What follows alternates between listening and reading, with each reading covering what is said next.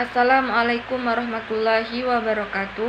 Perkenalkan, nama saya Suci Arinda dengan NIM 40122111047, mata kuliah Hukum Humaniter dari kelas 5A yang diampu oleh Bapak Sintong Arion Hutapea SHMH. Baik, di sini saya akan menjelaskan tentang apa yang dimaksud dengan pelanggaran HAM berat serta apakah statuta Roma bisa digunakan.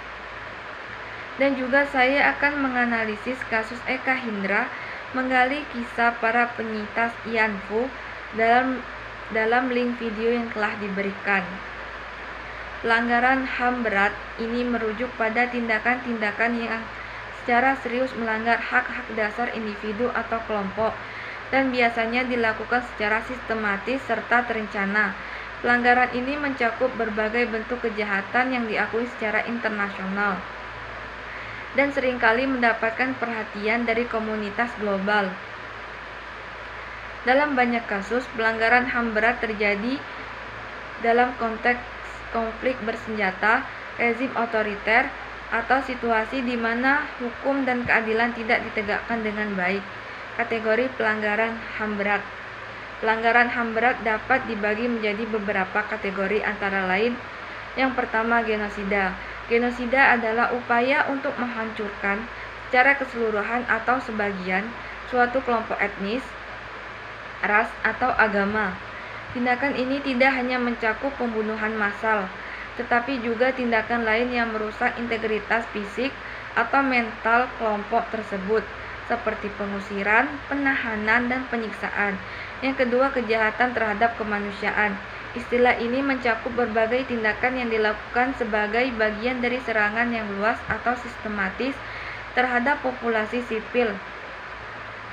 Kejahatan ini termasuk, tetapi tidak terbatas pada pembunuhan, pemusnahan, perbudakan, pengusiran, penyiksaan, dan pelanggaran lain yang serius terhadap hak-hak individu. Kejahatan terhadap kemanusiaan dapat terjadi dalam konteks perang maupun dalam situasi damai, terutama di bawah rezim otoriter. Yang ketiga, pelanggaran serius terhadap hak sipil dan politik. Ini mencakup tindakan seperti penyiksaan, penahanan sewenang-wenang, penghilangan paksa, dan pelanggaran hak atas kebebasan berekspresi dan berpendapat.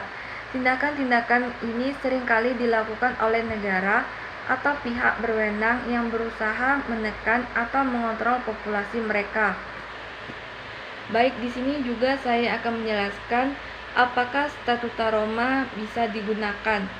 Ya, Statuta Roma dapat digunakan dalam pelanggaran HAM berat. Traktat ini mendirikan Mahkamah Pidana Internasional atau ICC dan mengatur penuntutan terhadap kejahatan serius yang termasuk dalam kategori pelanggaran HAM berat, seperti genosida.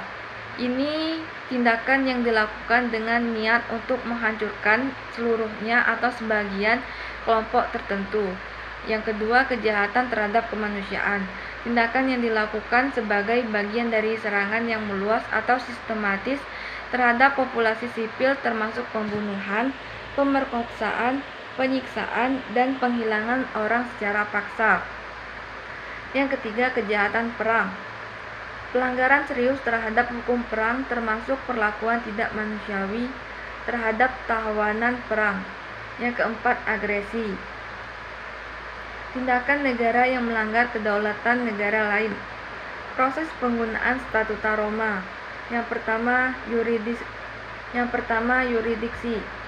ICC hanya memiliki yurisdiksi atas kejahatan yang terjadi di negara-negara yang telah meratifikasi Statuta Roma atau jika Dewan Keamanan PBB merujuk kasus tertentu.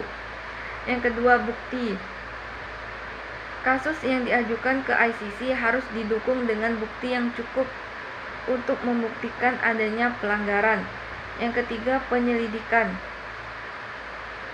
dan penuntutan. ICC dapat dilakukan melalui penyelidikan, dan jika ditemukan cukup bukti, dapat mengajukan tuntutan terhadap individu yang bertanggung jawab. Kesimpulannya, Statuta Roma merupakan alat hukum penting alat hukum yang penting untuk menuntut pelanggaran HAM berat di tingkat internasional, memberikan harapan bagi keadilan korban dan penyintas kejahatan-kejahatan tersebut. Baik, di sini juga saya akan menganalisis kasus Eka Hindra dan Ian Fu yang telah diberikan. Dalam konteks kasus Eka Hindra yang berkaitan dengan Ian Fu atau wanita penghibur yang seringkali menjadi korban dalam konflik, kita dapat menganalisis beberapa aspek. Yang pertama, konteks pelanggaran.